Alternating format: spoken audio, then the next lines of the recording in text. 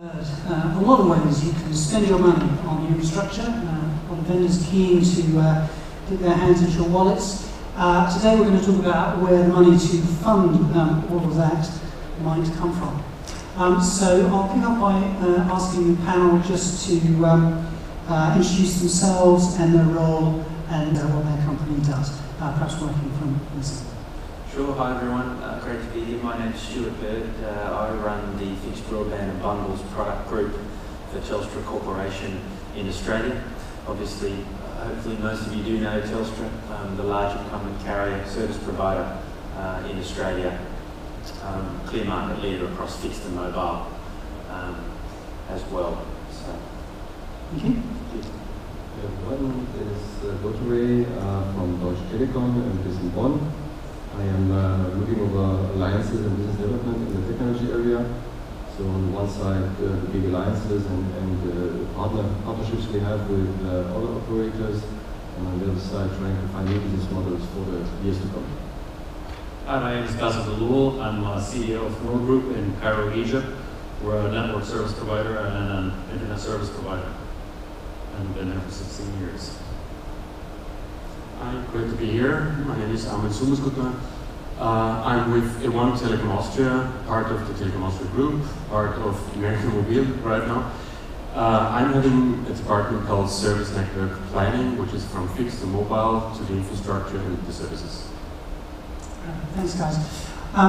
What we're going to do in this session, by the way, is well, I have plenty of questions for the panel. Also, we're very happy to take questions from the floor during the session. So if you do have questions as we go along, put your hand up. If I'm not too dazzled by the lights, I'll spot you and you can weigh in as we go rather than waiting to the end.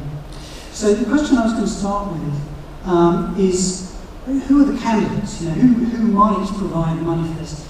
I think most industry conferences, if you said where would the money come from, it would be a rather short conversation. People would say, well, come from customers, where else would it come from? In the telecoms industry, for some reason, just in the last few years, we've got ourselves into a mode of thinking about, you know, the customers won't give us enough, who else might we get money from? And we're thinking about governments, as you heard in the last session, we're thinking about OTT players, perhaps as sources of money, and there are a few other options as well. And so I'd like to ask the panel, why is it we're having to look beyond customers? And why are we in the strange situation of looking for other sources of funding? Where should we be looking?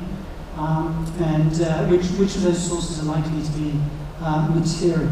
Perhaps just Dr. Milner, do you want to lead us off on that? Yeah, probably to start with, first of all, I think there are explicit roles in the industry, like us telecom operators, who are spending millions of euros every year, so it's natural for us to do that just because of to satisfy our customers. At the same time, there is a gap, and that's the gap we're talking about. So from an economic point of view, most of the times when it comes to rural discussions, we are running into financing issues. We all should step in, I think. First of all, there are certain funds, government funds, which are sourced, by the way, by taxpayers' money or telco money out of the frequency auctions which we have in Europe. That would be a perfect source. That's actually also running already. For sure, talking about OTTs, that might be in principle a model. Not so sure whether that really turns out to be the really sufficient model. I think that's more a kind of people out of a really substantial investment there. Mm-hmm. And Basel, you had a new source of funding for us.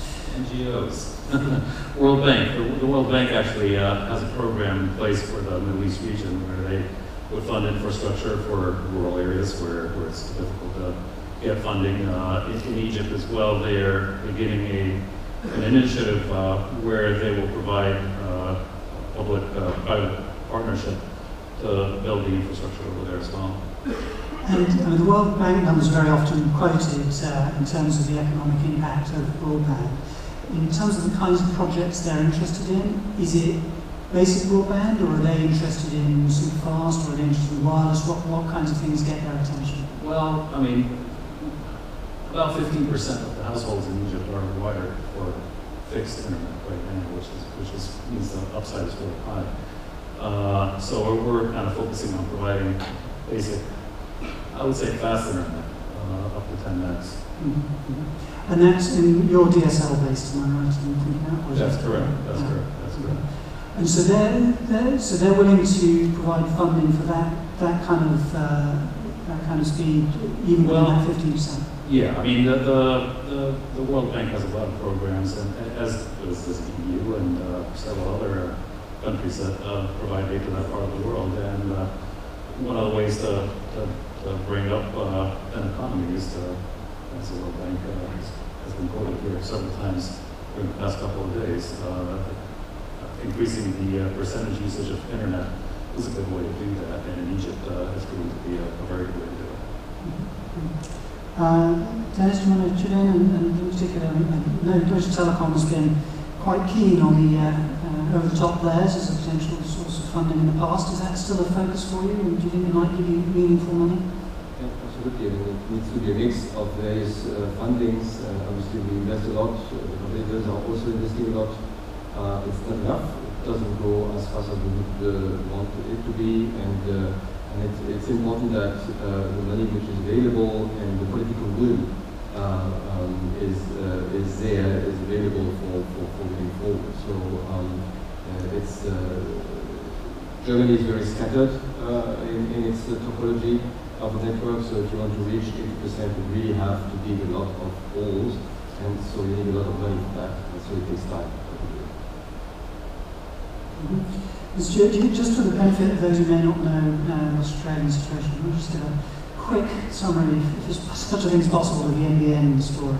Yeah, not sure it's very quick, but look, I think in a nutshell, a number of years ago, the Labour government introduced a policy of the provision of high-speed broadband fibre to the premise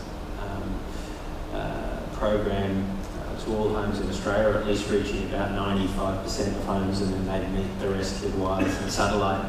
That was a many billion-dollar program, and it was all about the provision of better education, particularly in rural and regional areas. And the geography of Australia, as you probably know, is quite considerable, with a large regional and rural population as well as metro. So this was about the provision of high-speed broadband to everybody in Australia. Since then, that government obviously is no longer in. We have a new government in place.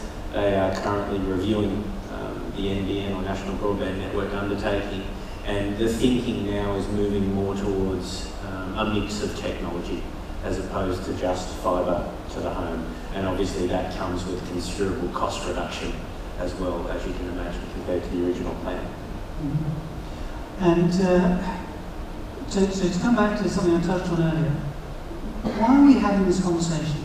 So normally, if you had a product and you said there was a lot of consumer demand, you wouldn't have to worry about where the money came from. You just say, well, consumers will pay for it.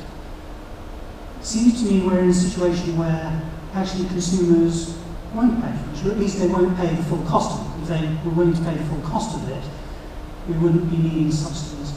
So why do we think it is right that we should be asking the government for money for stuff that consumers won't pay for?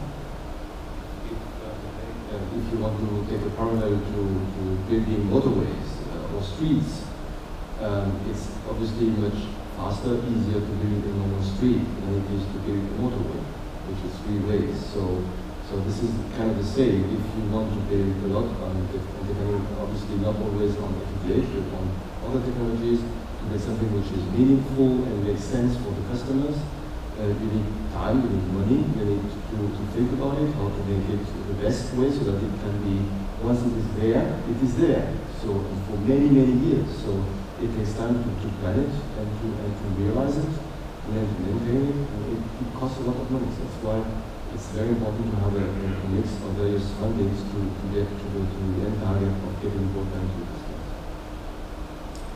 Probably one aspect to why now.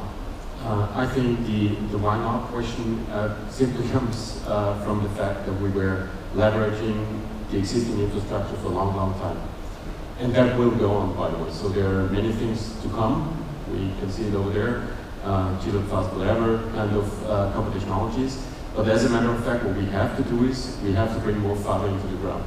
So, and that's exactly the ongoing discussion from the one guys, really talking about a pure fiber FTTH kind of network, asking for billions of euros, even for the smallest countries. And then there is this asset leverage thing on the other hand. And I think the mixture before, I think that's the right answer.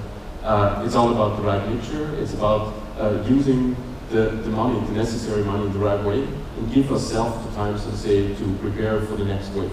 I think we all agree that fiber is in the end game the right construction, so to say. But there is this asset, and right now, so to say, there is the first real wave of upgrades, massive upgrades in the network. And I think that's the answer to why now.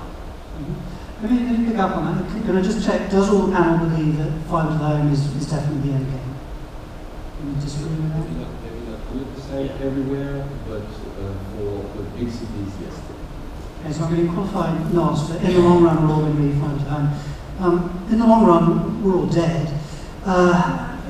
How soon is the long run? Because, in a way, in the long run, isn't it? I mean, it's what we all say in the industry. I've heard it on panels already at this conference.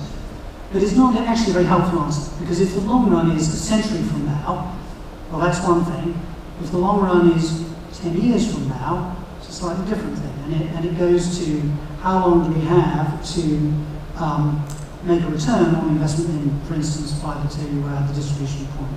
So if I phrase the question differently, how soon do you think we have ubiquitous fiber? Let's start with the big cities, to Dennis's point. How long before we have ubiquitous fiber to the prem in big cities?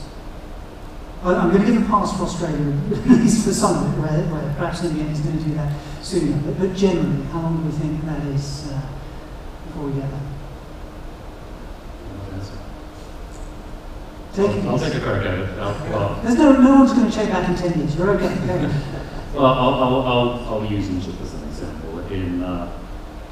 In greenfield projects where there's new construction, providing fiber to the home is a very viable thing, and it's happening right now. Egypt is an ancient country with ancient cities, and building fiber to every home in a city like Cairo, for example, is probably near impossible. So we'll be relying on copper for quite some time. Be brave on the panels. Yeah. Offer us a year. I try to start with a different angle of the same question, which is the demand. And that's what it's all about in the end. Our experience at the moment is we have pure fiber FTTH kind of districts, and we see the take rate of the high bandwidth there. If I would have to invest in pure fiber, I wouldn't do it for now. But the question is when. That really depends on the services which are coming onto the market. As we see, for the time being, the probably most demanding service at the moment is 4K streaming. I don't know, probably gaming can be close, but that's the most demanding one. That's not really filling up the pipes to the end. If we're talking about gigabits over copper, that's not really the last stage. Still, in order to get more than 100 megabit, you already have to dig a lot of fiber just to get close to the customer. And the only question is, when do we step, so to say, from the last FTTC deployment into the pure FTTH deployment? So the question is, where to stop to shorten the copper line in the end? And for the time being, for the technologies which are at the moment on the market, we see somewhere between 300 and 400 meters to be the last point. So when we fill up the pipes, so to say, or come close to fill up the pipes, then that will be the right point in time to step out of the room.